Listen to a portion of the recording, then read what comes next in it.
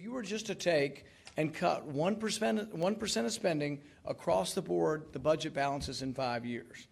And people say, well, how would we do that? 60, 70% of it, this is what they asked me yesterday on TV, a lot of it's entitlements. Well, yes, we don't have enough money for it. Think about it. Everybody in this room, the average taxpayer pays in $100,000 for Medicare over their lifetime. You know how much you take out? $350,000. Multiply that by 60 million people retiring, Medicare's $35 to $40 trillion short.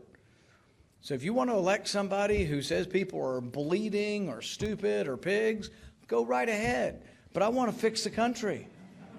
You know, if we're not going to be serious about this, this is a serious business, and we need somebody who is serious. But we're going to have to decide, you know, we've decided that, oh, well, the debates are going to be based on this poll. Well, maybe we ought to figure the debate ought to be based on who can best beat the other side. Against Hillary Clinton right now, I lead her by 2 points in New Hampshire, which is a battleground state. Donald Trump's behind 10 points. And yet we lavish all this attention. I don't think we should reward vulgarity. Vulgarity does not equate with insight. Because someone can stand up and say you're stupid and you're ugly does not equate with a vision for the country. The most expensive regulation probably in the history of the country will be the greenhouse gases regulation. It has not been voted on by Congress and never will. I have a simple proposal. My proposal says any regulation that's going to cost the economy over $100 million ought to come back and be voted on by Congress. Do you know how many there are a year? There's over 200 regulations proposed every year that are going to cost the economy over $100 million.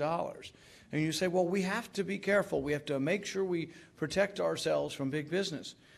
Here's the problem. We have gone so far that we have scared businesses to death. We are scaring and chasing businesses overseas.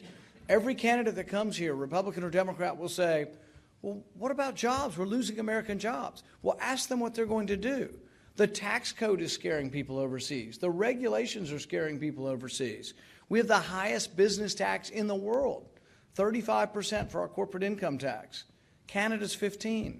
I'm embarrassed that I have to compliment Canada. I'm embarrassed that American companies find it a better place to do business. If you're a new, young startup and you can be anywhere in the world, you'll go to Canada. Why not? 15% tax rate versus 35%.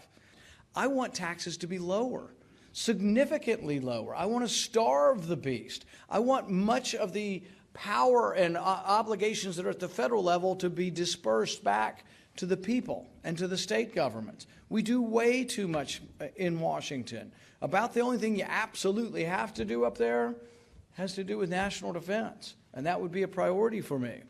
But it wouldn't be a blank check. I'd audit the Pentagon too. I'd audit the Fed, I'd audit the Pentagon, I'd audit the whole mess.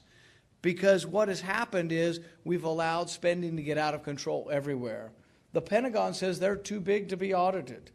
Many Republicans are a rubber stamp for whatever they need. We have Republicans running for office, running for the presidency, who want to increase defense spending by $200 billion without offsetting it by cuts anywhere. And so I said to them, if you really think we need that much money, which is in question, but if you think we need that much money, why don't you offer it with spending cuts? You know how many people voted for spending cuts? 0. They're all for expanding spending on both sides. There are no conservatives. There are no conservatives in Washington. It's why we ought to roust out the whole bunch. We need term limits and send them all home and clean up Washington completely.